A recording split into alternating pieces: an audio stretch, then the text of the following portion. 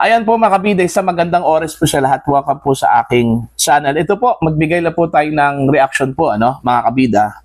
Dito sa post po mga kabida ng ang balita ngayon, plano daw ng Amerika na magtayo daw dito sa Pilipinas ng isang ammunition manufacturing facility po, Pantakin nyo ammunition manufacturing facility.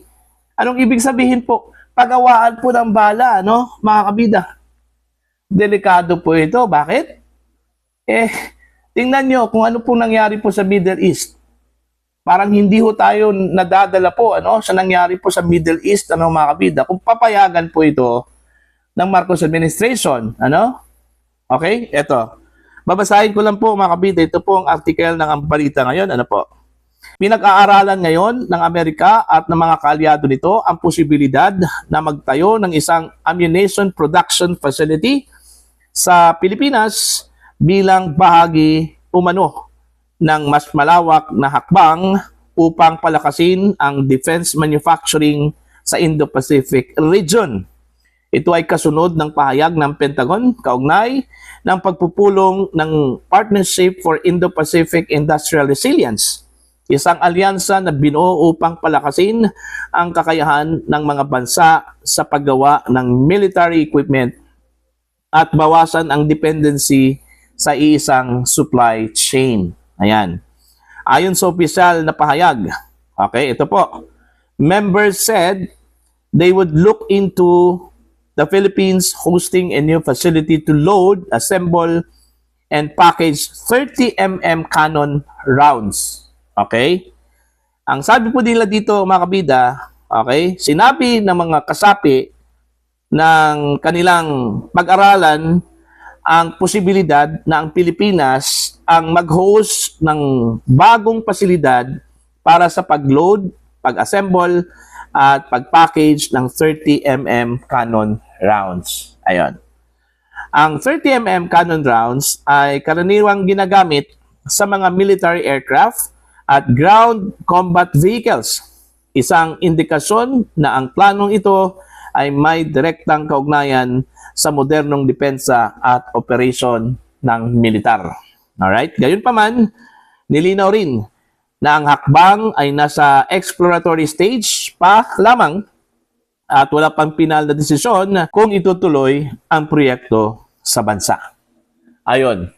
Ito, crucial po ito sa magiging desisyon po ng Marcos administration po, mga kabida.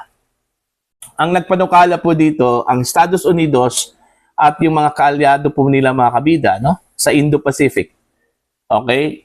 Na dito sa Pilipinas po, gagawin at magtayo po ng ammunition production po, facility, mga kabida. Okay? Kung hindi po mag-iisip po ang Marcos administration dito, sigurado po ako, matulad po tayo mga kabida sa Middle East. Unang-una, wala hong kamuwang-muwang po ang Middle East countries, mga kabida, na bubumbahin po sila ng Iran. Okay? Kung tutuusin po, ang labanan po mga kabida ay sa pagitan lang po ng US, Israel, laban sa Iran, mga kabida. Kaso nadama yung iba pang mga bansa, like UAE, okay? Saudi Arabia, okay? Qatar, Kuwait, mga kabida. Yung mga bansang yan, hindi po yan kabilang doon sa giyera, Pero bakit po sila binomba po ng Iran, mga kabida? Ano po ang rason? Dahil meron pong mga American facilities, okay, doon sa mga bansang yon. Meron pong base militar doon, mga kabida, okay? Okay, may mga embahada po doon ng US. So, target talaga sila ng retaliation mula sa Iran. And do you think kung meron pong kagirian po ang US dito sa Indo-Pacific po, mga kabida, hindi po tayo magiging target po ng kalaban po ng Estados Unidos? Diba? Kasi po, ganito kasi yon.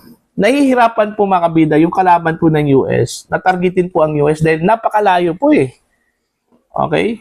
Yung kontinente po ng Amerika po mga kabida. Okay? Dito sa Asia, So, ang pinakamalapit po, na pwede po nilang pagbalingan po ng kanilang galit, mga kabida, bilang retaliation, yung mga kaalyado po ng Estados Unidos na nasa Asia po, mga kabida. Lalong-lalo na po, kung ang kaalyadong yon ay very vital po, sa panig po ng Amerika, mga kabida. Oh. And do you think hindi po magagalit po ang Iran dito sa atin, mga kabida? And do you think Iran lang ang magiging kalaban po natin dito? Andyan po yung North Korea po, mga kabida. Andyan yung China, yung ang plano ho na magtayo po tayo ng missile defense system dito sa Pilipinas, umalma na nga itong China, mga kabida, kasi parang provocation yun para sa kanila, Eto pa, manufacturing hub. See? Oh. Kung papayag po dito ang Marcos administration, ako, hindi talaga nag-iisip ang Marcos administration dito. Kung papayag po sila, mga kabida. Alam naman po natin, para tayong aso po, na sumusunod palagi sa Amerika, kahit anong gusto po nila, mga kabida. Okay?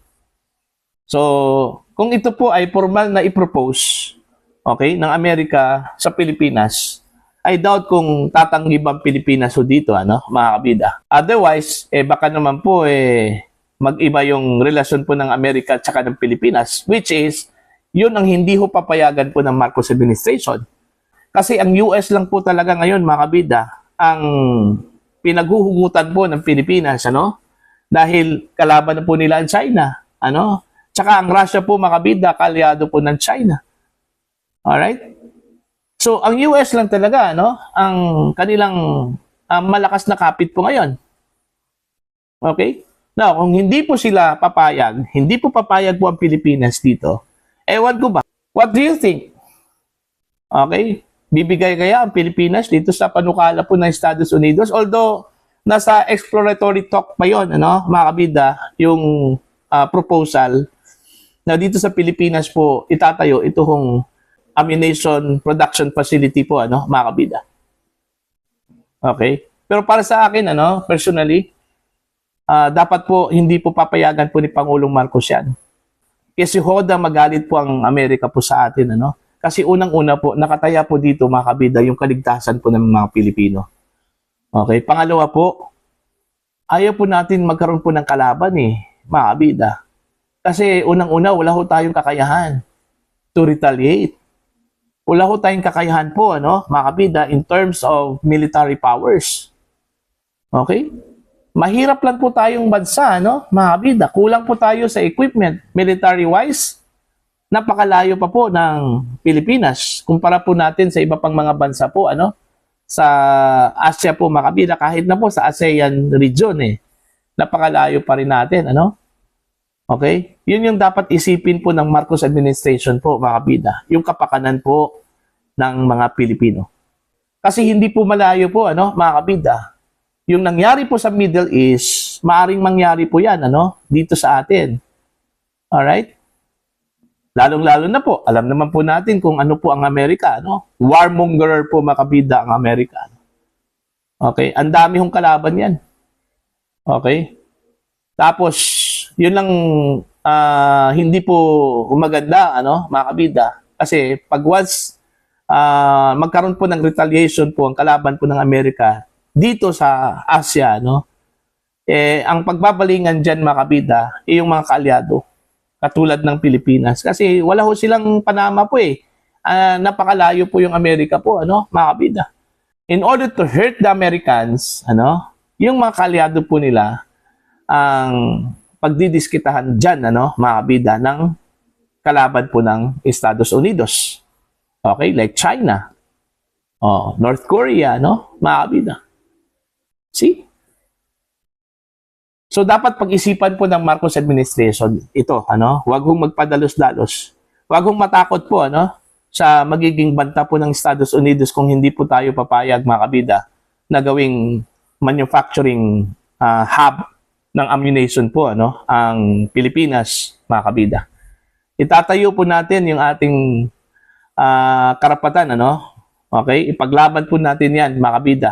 Yung right to live safely. Alright?